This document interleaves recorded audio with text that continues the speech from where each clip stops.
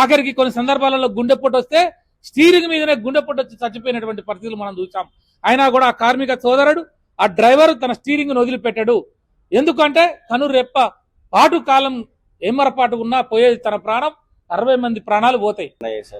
ఒక మనిషి చనిపోయారు కూడా. సో రేవంత్ రెడ్డి గారు మీటింగ్ పెట్టి మంత్రులతో చర్చ జరిపించి June 2 లోపు న్యాయం చేస్తానని చెప్పారు. వాళ్ళకి మీరేం చెప్తారు? ఇప్పుడు ఆర్టీసీ కార్మికుల సమస్య అనేది ఇప్పుడు ఏదో కొత్తగా వచ్చింది కాదు. వాళ్ళు ఎలక్షన్ మేనిఫెస్టోలో పెట్టారు. అనేక అంశాలు 32 అంశాలు ఎలక్షన్ మేనిఫెస్టోలో పెట్టి మేము ఆర్టీసీ కార్మికులకు అధికారంలో కాంగ్రెస్ పార్టీ వస్తే మేము ఇవన్నీ కూడా చేస్తామని చెప్పారు. తర్వాత ఆర్టీసీ కార్మికులు కూడా వాళ్ళ మాటలకి కొంచెం ప్రలోభానికి గురై వాళ్ళందరూ కూడా ఆ రోజు కాంగ్రెస్ పార్టీ వైపు మొగ్గు చూపారు, ఓట్లు వేసారు. తర్వాత అధికారంలోకి వచ్చిన కాంగ్రెస్ పార్టీ 2.5 సంవత్సరాలు పైబడిపోయాయి. కానీ ఆర్టీసీ కార్మికులు కూడా చాలా సార్లు అక్కడున్న మంత్రి దృష్టికి లేదా మిగతా మంత్రుల దృష్టికి తీసుకుపోయారు. మీరు మాట ఇచ్చారు, మాకు హామీలు ఇచ్చారు, హామీలు నెరవేర్చండి, ఇది నెరవేర్చకపోతే మేము ప్రజలలో పోయేటట్లేదు, కింది స్థాయి కార్మికులు అందరూ కూడా మమ్మల్ని ప్రశ్నిస్తున్నారని చెప్పి వాళ్ళు యూనియన్ సంబంధించినటువంటి నాయకులందరూ కూడా అడగటం జరిగింది. ఒకసారి 2 సార్లు టైం తీసుకున్నారు, అడిగిర్రు. అయినా కూడా ఎక్కడ కూడా వాళ్ళు ముందుకు రాకపోయేసరికి 2-3 సార్లు సమ్మె అని చెప్పి కూడా నోటీసులు ఇవ్వడం జరిగింది. అయినా కూడా రాకపోయేసరికి మొన్న చివరికి వాళ్ళు సమ్మెకు పోవాల్సి వచ్చింది. ఈ సమ్మెకు పోయిన సందర్భంలో వాళ్ళు సరైనగా స్పందించకపోవడం, ప్రభుత్వం మంత్రి గారు స్పందించకపోవడం, వాళ్ళని పిలిచి మాట్లాడుకుని ఉంటే ఆ రకంగా జరిగే ఉండేది కాదు. ఆ శంకర్ గౌడ్ గారు అన్యాయంగా తన ప్రాణాన్ని వారు పెట్రోల్ పోసుకొని కాలబెట్టుకొని చనిపోయారు. ఎందుకంటే ఈ కర్కశమైన ప్రభుత్వం, ఈ కఠోరమైనటువంటి ప్రభుత్వం, ఈ దున్నపోతు మీద నీళ్లు చల్లితే ఎట్లా ఉంటుందో అట్లా ఉన్నటువంటి ప్రభుత్వం ఆర్టీసీ కార్మికుల హక్కులంటే లెక్క లేకుండా వాళ్ళ జీవితాలతోటి చెలగాటమాడి ఆఖరికి 3-4 ప్రాణాలు పోయే పరిస్థితి తీసుకొచ్చారంటే ఇది అత్యంత దుర్మార్గం. వాళ్ళే చెప్పిర్రు ఆర్టీసీని గవర్నమెంట్ లో కలుపుతామని చెప్పారు అధికారంలో వచ్చిన 6 నెలల లోపే. మరి అదేవిధంగా అక్కడున్న యూనియన్లకి వాళ్ళు సమ్మెలు చేసుకోవచ్చు, వాళ్ళకి అవకాశాలు కల్పిస్తాం, హక్కులు కల్పిస్తామని చెప్పినారు. పిఆర్సీ విషయానికి వచ్చినప్పుడు 14% దాకా పిఆర్సీ ఇస్తుందని చెప్పినారు. మరి అది ఇవ్వలేదు. మరి ఆ రకంగా ఆర్టీసీని విలీనం చేయలేదు. మరి వాళ్ళని కూర్చొని మాట్లాడలేదు. చివరికి వాళ్ళు ఆఖరికి ఏంటంటే ప్రాణార్పణం చేస్తే గానీ మా హక్కులు వస్తాయేమో అని చెప్పి ఆ రకమైనటువంటి పరిస్థితులకు పోయిరంటే ఎంత దుర్మార్గంగా ఈ కాంగ్రెస్ పార్టీ ప్రవర్తించిందో మనం అర్థం చేసుకోవచ్చు. వాస్తవానికి ఏంటంటే మన ఆర్టీసీ కార్మికులు చాలా పేదవాళ్ళు అంటే తక్కువ జీతం వస్తుంది డ్రైవర్లకు కానీ కండక్టర్లకు కానీ. మరి వాళ్ళకి కుటుంబిస్తే పండుగ అనేటోళ్ళు 8 గంటలు స్టీరింగ్ మీద కూర్చుంటే ఏ డిపార్ట్మెంట్ వాళ్ళు కూడా పనిచేయరు. అంతా పోలీసు వాళ్ళు ఉన్నారనుకో, డ్యూటీ ఎక్కిందే మళ్ళీ బయటికి పోతారు, వస్తారు, రకరకాల పనులు చేసుకుంటారు వాళ్ళు. అదేవిధంగా ప్రభుత్వ ఉద్యోగులు చూడండి మీరు, సెక్రటేరియట్ ఉద్యోగస్తులు పొద్దున వచ్చి సంతకం పెడతారు, ఛాయ్ అని పోతారు, భోజనం అని పోతారు, ఏదో వాళ్ళ పనులు చేసుకొని మళ్ళీ వచ్చి డ్యూటీ చేస్తారు. అదేవిధంగా టీచర్స్ చూడండి మీరు, టీచర్స్ పోయి సంతకం పెట్టింటే సాయంత్రం వరకు వాళ్ళ పనులు చేస్తుంటారు, మళ్ళీ బడి చెప్తుంటారు. కానీ ఆర్టీసీ కార్మికులు మాత్రమే స్టీరింగ్ మీద కూర్చుంటే రెప్ప పాటు కూడా వాళ్ళు అశ్రద్ధ చేయడానికి వీల్లేదు, దిగటానికి వీల్లేదు, పోవటానికి వీల్లేదు, కనీసం బాత్రూమ్ వచ్చినా కూడా పోయే విధంగా ఉండదు. ఆఖరికి కొన్ని సందర్భాలలో గుండెపోటు వస్తే స్టీరింగ్ మీదనే గుండెపోటు వచ్చి చచ్చిపోయినటువంటి పరిస్థితులు మనం చూసాం. అయినా కూడా ఆ కార్మిక సోదరుడు ఆ డ్రైవర్ తన స్టీరింగ్ వదిలిపెట్టాడు. ఎందుకంటే కనురెప్ప పాటు కాలం ఏమరపాటు ఉన్నా పోయేది తన ప్రాణం, 60 మంది ప్రాణాలు పోతాయి. కాబట్టి మొత్తము గవర్నమెంట్ ఉద్యోగస్తులకు సంబంధించిన దాంట్లో అత్యంత పకడ్బందీగా ఉద్యోగం చేసే వాళ్ళంటే కార్మికులే, ఆర్టీసీ కార్మికులే. అలాంటి ఆర్టీసీ కార్మికులకు జీతాలు మీరు ఇవ్వండి అయ్యా, ఎక్కువ ఇవ్వండి, పిఆర్సీలు ఇవ్వండి, వాళ్ళని ప్రభుత్వ ఉద్యోగులుగా తీసుకోండి. ఎందుకు తీసుకోవట్లేదు మీరు? ఇవాళ ఆర్టీసీ కార్మికులు ఇవాళ కండక్టర్లకి డ్రైవర్లు తక్కువ జీతం 25,000 30,000 ఉంటుంది. ఆ జీతంతో వాళ్ళు ఇల్లు కిరాయి ఎడగడతారు, సంసారాన్ని ఎడపోషించుకుంటారు, పిల్లల చదువులకి అంచే డబ్బులు వస్తాయి. మరి ఇట్లాంటి ఇబ్బందులు ఉంటే ఈ బీసీ ఎస్సీ ఎస్టీ కండక్టర్ల డ్రైవర్లకి వాళ్ళ పిల్లలకి ఫీజు రియంబర్స్మెంట్లు లేరు. ఇలా వాళ్ళ బీటెక్ సీట్ వచ్చింది అనుకో, ఆ పిల్లలకి వాళ్ళకి ఫీజు రియంబర్స్మెంట్ రాదు. 50,000 60,000 కాలేజీ ఫీజు ఉంటే కాలేజీ ఫీజు మొత్తం కూడా ఆర్టీసీ డ్రైవర్ కొడుకు కాంచి కండక్టర్ కాంచి కొడుకు కాంచి కట్టిస్తా ఉన్నారు.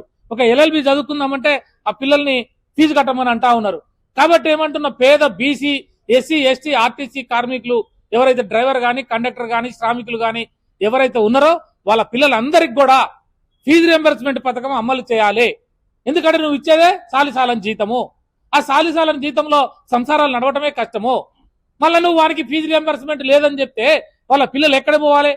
అంటే డ్యూటీ చేయటంలో మాత్రమేమో నెంబర్ 1గా చేయాలి, వాళ్ళ ప్రాణాలు పణంగా పెట్టాలి, రాత్రి 1 గంటకు 2 గంటలకు 3 గంటలకు నేషనల్ హైవే మీద బస్సు నడుపుకుంటూ నిద్ర వస్తున్నా కూడా కన్ను రెప్పపాటు ఎమ్మరపాటు ఇదైపోయినా తన ప్రాణమే పోయే పరిస్థితిలో ఉద్యోగాలు చేస్తారే వాళ్ళు. మనందరినీ సురక్షితంగా ఆర్టీసీ ప్రయాణం అంటే సురక్షితం శుభప్రదం ఏం చెప్పి మీరు టైటిల్ రాస్తా ఉన్నారు కదా.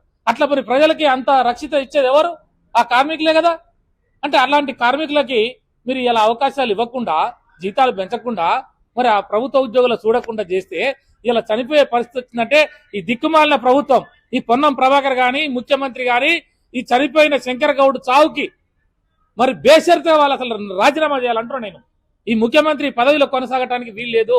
ఇలా వేలాది మంది కార్మికులను ఇబ్బంది పెట్టినటువంటి ఈ ముఖ్యమంత్రి, ఈ పొన్నం ప్రభాకర్ రవాణా శాఖ మంత్రి, మిగతా మంత్రులు ఎవరైతున్నారో వీళ్ళు ఎమ్మటే కూడా తమ పదవులకు రాజీనామా చేయాలని మేము హెచ్చరిక చేస్తా ఉన్నాం.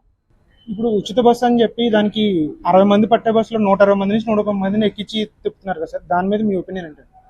ఇప్పుడు ఉచిత బస్సు పథకం తీసినప్పుడు లేడీస్కి ఏమో ఉచితం అంటా ఉన్నాడు, లేడీస్కి ఉచితం అంటాడు, మగవాళ్ళకేమో అంతకుముందు 50 రూపాయలు ఉన్నది 100 రూపాయలు చేసిండు.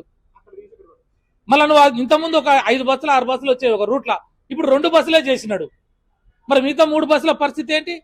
అంటే ఒకటే బస్సులో ఇంతమంది ఎక్కాలా? ఇంతమంది ఒకటే బస్సులు ఎక్కితే మరి డ్రైవర్ ఎట్లా దాన్ని కంట్రోల్ చేయాలి?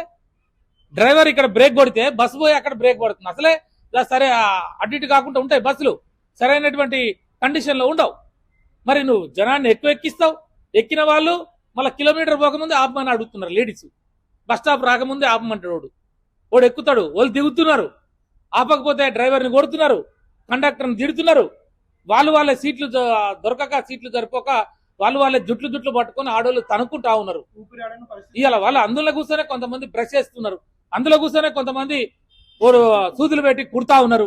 అంటే ఏ పరిస్థితి వచ్చింది ఇలా? నిన్న వరకు ఆర్టీసీ వాళ్ళు సమ్మె చేశారు, ఇవరి నుంచి ఆటో వాళ్ళు చేస్తున్నారు. ఫ్రీ బస్ ఎఫెక్ట్ ద్వారా ఆటో వాళ్ళు చాలా ఇబ్బంది అయింది. సో ఆటో వాళ్ళకి కూడా సంవత్సరానికి 12,000 ఇస్తాను హామీ ఇచ్చారు, అంతవరకు లేదు. మీరేం చెప్తారు?